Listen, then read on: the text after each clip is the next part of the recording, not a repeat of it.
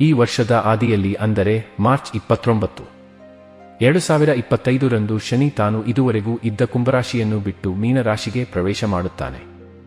ತಾರೀಖು 14 ಮೇ 25 ರಂದು ಗುರು ತಾನು ಇದುವರೆಗೂ ಇದ್ದ ವೃಷಭ ರಾಶಿಯನ್ನು ಬಿಟ್ಟು ಮಿಥುನ ರಾಶಿಗೆ ಪ್ರವೇಶ ಮಾಡುತ್ತಾನೆ. ರಾಹು ಕೇತುಗಳು 20 ಮೇ 25 ರಂದು ತಾವು ಇದುವರೆಗೂ ಇದ್ದ ಮೀನಕನ್ಯಾ ರಾಶಿಯನ್ನು ಬಿಟ್ಟು ಕುಂಭಸಿಂಹ ರಾಶಿಗೆ ಪ್ರವೇಶ ಮಾಡುತ್ತಾರೆ. ಈ ವರ್ಷದ ಆರಂಭದಲ್ಲೇ ಮಕರ ರಾಶಿಗೆ ಸಾಡೆಸಾತಿ ಶನಿಯಿಂದ ಮುಕ್ತಿ ದೊರೆತು ಈ ರಾಶಿಯವರು ಗ್ರಹಣ ಬಿಟ್ಟ ಸೂರ್ಯನಂತೆ ಪ್ರಕಾಶಿಸುತ್ತಾರೆ. ಮೇಷರಾಶಿಗೆ ಸಾಡೆಸಾತಿ ಶನಿ ಪ್ರಾರಂಭ, ಸಿಂಹ ರಾಶಿಗೆ ಅಷ್ಟಮ ಶನಿ ಪ್ರಾರಂಭ, ವೃಶ್ಚಿಕ ರಾಶಿಗೆ ಪಂಚಮ ಶನಿ ಪ್ರಾರಂಭ.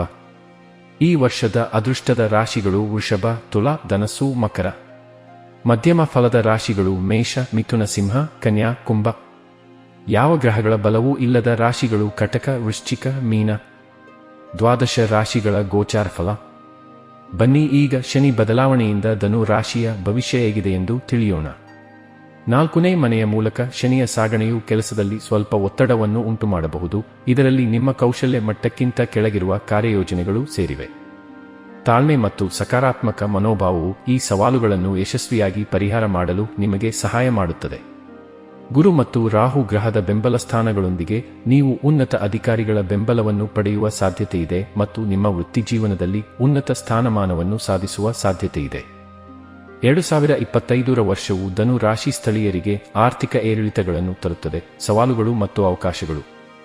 ವರ್ಷದ ಆರಂಭದಲ್ಲಿ ಅನಿರೀಕ್ಷಿತ ವೆಚ್ಚಗಳು, ವಿಶೇಷವಾಗಿ ಕುಟುಂಬ ಆರೋಗ್ಯ ಅಥವಾ ವ್ಯವಹಾರ ಸಮಸ್ಯೆಗಳಿಗೆ ಸಂಬಂಧಿಸಿವೆ. ಇದು ಹಣಕಾಸಿನ ಒತ್ತಡಕ್ಕೆ ಕಾರಣವಾಗಬಹುದು. 6ನೇ ಮನೆಯಲ್ಲಿ ಗುರುವು ಹೆಚ್ಚಿದ ಖರ್ಚಿಗೆ ಕಾರಣವಾಗಬಹುದು.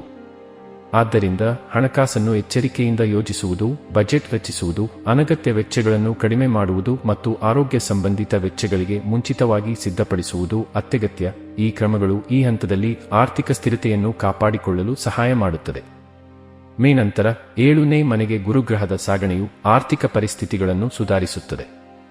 ಆದಾಯ ಹೆಚ್ಚಾಗಬಹುದು ಮತ್ತು ವ್ಯಾಪಾರ ಲಾಭ ಅಥವಾ ಸಹಭಾಗಿತ್ವದ ಮೂಲಕ ಆರ್ಥಿಕ ಚೇತರಿಕೆ ಇರಬಹುದು. ಉಳಿತಾಯವು ಬೆಳೆಯಬಹುದು ಮತ್ತು ವ್ಯವಹಾರ ಅಥವಾ ಸಹಯೋಗಗಳ ಮೂಲಕ ಸ್ಥಿರವಾದ ಆದಾಯವು ನಿಮ್ಮ ಆರ್ಥಿಕ ಪರಿಸ್ಥಿತಿಯನ್ನು ಸ್ಥಿರಗೊಳಿಸಲು ಸಹಾಯ ಮಾಡುತ್ತದೆ. ಈ ಅವಧಿಯಲ್ಲಿ ದೀರ್ಘಕಾಲೀನ ಹೂಡಿಕೆಗಳನ್ನು ಸಹ ಪರಿಗಣಿಸಬಹುದು. ಒಡಹುಟ್ಟಿದವರು ಅಥವಾ ಇತರ ಕುಟುಂಬ ಸದಸ್ಯರ ಬೆಂಬಲವು ನಿಮ್ಮ ಹಣಕಾಸಿನ ಸ್ಥಿತಿಯನ್ನು ಮತ್ತಷ್ಟು ಬಲಪಡಿಸುತ್ತದೆ, ಕಠಿಣ ಸಮಯದಲ್ಲಿ ಸಹಾಯವನ್ನು ನೀಡುತ್ತದೆ. ವರ್ಷದ ಉತ್ತರಾರ್ಧದಲ್ಲಿ 4ನೇ ಮನೆಯ ಮೂಲಕ ಶನಿಯ ಸಾಗಣೆಯು ಆಸ್ತಿ ಖರೀದಿ ಅಥವಾ ಸಾಲಗಳಿಗೆ ಸಂಬಂಧಿಸಿದ ಹಣಕಾಸಿನ ವಿಷಯಗಳನ್ನು ವಿಳಂಬಗೊಳಿಸಬಹುದು.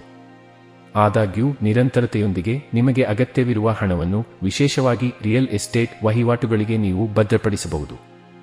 ಸ್ಮಾರ್ಟ್ ಹಣಕಾಸು ಯೋಜನೆ, ಸಮತೋಲಿತ ಖರ್ಚು ಮತ್ತು ಉಳಿತಾಯ ಅಭ್ಯಾಸಗಳೊಂದಿಗೆ ಧನು ರಾಶಿ ಸ್ಥಳೀಯರು ಆರ್ಥಿಕ ಅವಕಾಶಗಳನ್ನು ಹೆಚ್ಚು ಮಾಡಬಹುದು.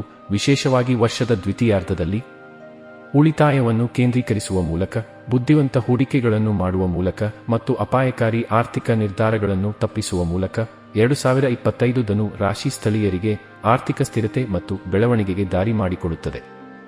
ಶನಿಯ ಕಾರಣದಿಂದ ಯಾವುದೇ ಸಮಸ್ಯೆಗಳು ಉಂಟಾಗದಿದ್ದರೂ ಗೃಹ ಜೀವನ ಅಥವಾ ಹಳೆಯ ಸಮಸ್ಯೆಗಳಿಗೆ ಸಂಬಂಧಿಸಿದ ಕೆಲವು ಸಮಸ್ಯೆಗಳು ಮಾಯವಾಗುತ್ತವೆ. ಅದೇನೇ ಇದ್ದರೂ ಬದಲಾವಣೆಯ ಮನೋಭಾವವು ಮನಸ್ಸನ್ನು ಸ್ವಲ್ಪಮಟ್ಟಿಗೆ ನಿಮ್ಮನ್ನು ಹರ್ಷಚಿತ್ತ ಮಾಡಬಹುದು. ಗುರುವಿನ ಸಾಗಣೆಯು ಹಣಕಾಸಿನ ವ್ಯವಹಾರಗಳ ಮೇಲೆ ಸಕಾರಾತ್ಮಕ ಪರಿಣಾಮ ಬೀರುವುದನ್ನು ಮುಂದುವರಿಸುತ್ತದೆ. ಪರಿಣಾಮವಾಗಿ ಆರ್ಥಿಕ ಬಿಕ್ಕಟ್ಟು ಉಂಟಾಗುವುದಿಲ್ಲ ಮತ್ತು ಮೇ ನಂತರ ಆದಾಯದ ಮೂಲಗಳಲ್ಲಿ ಏರಿಕೆಯಾಗಬಹುದು.